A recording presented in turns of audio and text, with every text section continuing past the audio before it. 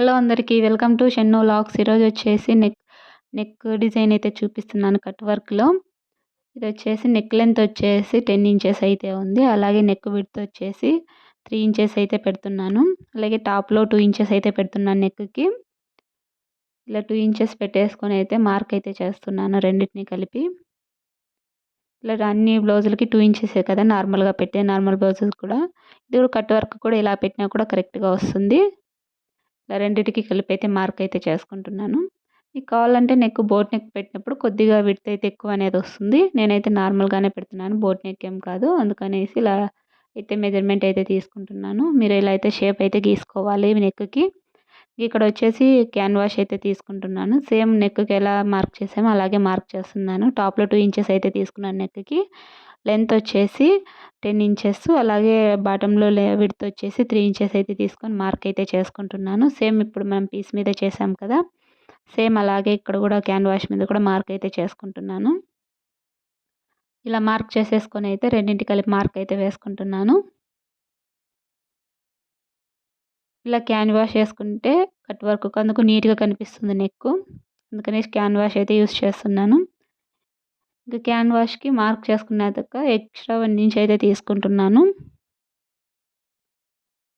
మీరు కావాలంటే 1/2 ఇంచ్ కూడా తీసుకోవచ్చు. నేనైతే 1 ఇంచ్ అయితే తీసుకుంటున్నాను. ఇలా 1 ఇంచ్కి అయితే మార్క్ చేసేసుకోవాలి. ఇలా మార్క్ చేసుకున్న తర్వాత నార్మల్గా రౌండ్ నెక్ అయితే గీసుకుంటున్నాను. మీకు కావాలంటే ఏ షేప్ అయినా పెట్టుకోవచ్చు. నేనైతే రౌండ్ నెక్కి అయితే కనుక కట్ వర్క్ అయితే పెడుతున్నాను. అందుకనే రౌండ్ నెక్ అయితే గీసాను. ఇక్కడ వచ్చేసి 1.5 ఇంచ్ కానీ 2 ఇంచ్ కానీ తీసుకోవచ్చు. 2 ఇంచ్ తీసుకున్నా సరిపోతుంది. నేనైతే 1.5 ఇంచ్ అయితే తీసుకుంటున్నాను. మార్క్ అయితే 1.5 ఇంచ్ అయితే అలా మార్క్ అయితే చేసుకుంటున్నాను. మీకు కొద్దిగా పెద్దగా కావాలంటే కట్ వర్క్ 2 ఇంచెస్ అయితే తీసుకోవచ్చు. నేనైతే 1.5 మార్క్ అయితే చేసుకుంటున్నాను. ఇలా నెక్ రౌండ్ మొత్తము 1.5 ఇంచ్ అయితే మార్క్ చేసుకోవాలి. ఇంకా ఏదైనా క్యాప్ మూత ఏదైనా ఉంటుంది కదా, అది మెజర్మెంట్ తీసుకొని ఇలా సేమ్ ఇలా గీసుకోవచ్చు. మీకు కావాలంటే కూడా చేతైనా గీసుకోవచ్చు. చేత్తో గీసుకుంటే సరిగ్గా రాదు. అందుకనేసి ఏదైనా మెజర్మెంట్కి యూజ్ చేసుకుంటే సరిపోతుంది. నేనైతే ఇలా జెండు బామ్ది అయితే క్యాప్ అయితే యూజ్ చేసుకొని అయితే మార్క్ అయితే చేసుకుంటున్నాను. ఇలా అంతా మార్క్ చేసేసుకొని ఎక్స్ట్రా పీస్ అయితే కట్ చేసుకోవాలి. 1 ఇంచ్కి మార్క్ చేసుకున్నాం కదా, అక్కడికైతే కటింగ్ అయితే చేస్తున్నాను. ఇక్కడ ఇలా కట్ చేసుకున్న తర్వాత మళ్ళీ మనం మార్క్ చేసుకున్నాం కదా కట్ వర్క్, అదైతే కటింగ్ చేసుకోవాలి. షేప్ ఎలాగా మనం మార్క్ చేసామో అలాగే నీట్గా అయితే కట్ చేసుకోవాలి. ఇలా కట్ చేసుకుంటే మీకు కటింగ్ అనేది స్టిచ్చింగ్ రెండు నీట్గా వస్తాయి. చూసారు కదా, ఇలా అయితే నెక్ అయితే కటింగ్ అయితే చేసేసుకున్నాను. చాలా బాగా వచ్చింది కదా. 2 ఇంచెస్ పెట్టుకుంటే అది ఇంకా కొంచెం పెద్దగా బాగా కనిపిస్తుంది. ఇప్పుడు వచ్చేసి ఐరన్ అయితే చేస్తున్నాను. లైనింగ్ పీస్ ఉంటుంది కదా, లైనింగ్ పీస్ మీద అయితే మార్క్ అయితే చేసుకునేసి క్యాన్వాష్ అయితే అటాచ్ అయితే చేసుకోవాలి. మీకు కావాలంటే మిషన్తో కూడా స్టిచ్ చేసుకున్నా సరిపోతుంది. నేనైతే ఐరన్ అయితే చేశాను. ఇలా ఐరన్ చేసేసుకున్నాక మెయిన్ పీస్ ఉంటుంది కదా, దానిపైన ఇలా రివర్స్లో పెట్టేసి అయితే చిన్న చిన్న పిన్నులతో అయితే పెట్టేసుకోవాలి, పీస్ కదలకోకుండా. కట్ వర్క్ కదా, కొద్దిగా లేట్ అవుతుంది స్టిచ్చింగ్ చేసేకి, పీస్ కదలకోకుండా ఉంటుంది. ఇలా పిన్నులు పెట్టుకుంటే. అలాగే ఈ పీస్ వచ్చేసి చాలా స్మూత్గా ఉంది, అందుకనే స్టిఫ్గా ఉండదు. అందుకనే కొద్దిగా నేనైతే ఎక్కువ పిన్నులు అయితే పెట్టాను జరక్కోకుండా పీసు. ఇలా చిన్న చిన్నగా అయితే స్టిచ్చింగ్ చేసుకుంటూ రావాలి. కొత్త వాళ్ళైతే చాలా నిదానంగా చేసుకోవాలి, లేదంటే షేప్ అనేది సరిగ్గా రాదు. ఇలా అంతా రౌండ్ మొత్తం ఇలాగే స్టిచ్చింగ్ చేసుకుంటూ రావాలి ఫ్యూజింగ్ పైన. ఇలా స్టిచ్చింగ్ అయిపోయిన తర్వాత ఈ పిన్నులన్నీ అయితే తీసేసుకోవాలి. ఈ పిన్నులు వచ్చేసి నేను మీషోలో తీసుకున్నాను, చాలా బాగున్నాయి క్వాలిటీ కూడా. అయితే 2 సెట్లు అయితే వచ్చాయి ఈ పిన్నులు, నాకైతే చాలా బాగా యూజ్ అవుతున్నాయి. ఇంక ఇవన్నీ ఇలా తీసేసి ఫ్యూజింగ్ సైడ్ వచ్చేసి టాప్లో అయితే స్టిచ్ అయితే వేసుకోవాలి. డిజైన్ సైడ్ కాకుండా అవుట్ సైడు.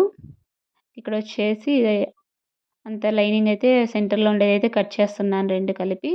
ఇలా చిన్నగా షేప్లా కట్ చేసేసుకొనేసి ఖర్చులు అయితే పెట్టుకోవాలి చిన్న చిన్నగా.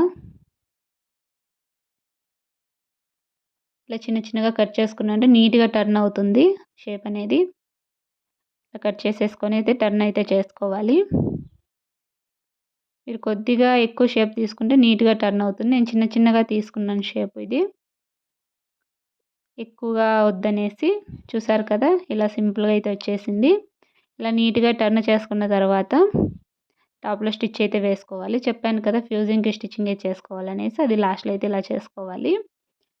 ఇంక ఇలా టాప్లో స్టిచ్ చేసుకుంటే సరిపోతుంది, నీట్గా సెట్ అయిపోతుంది కట్ వర్క్ అనేది.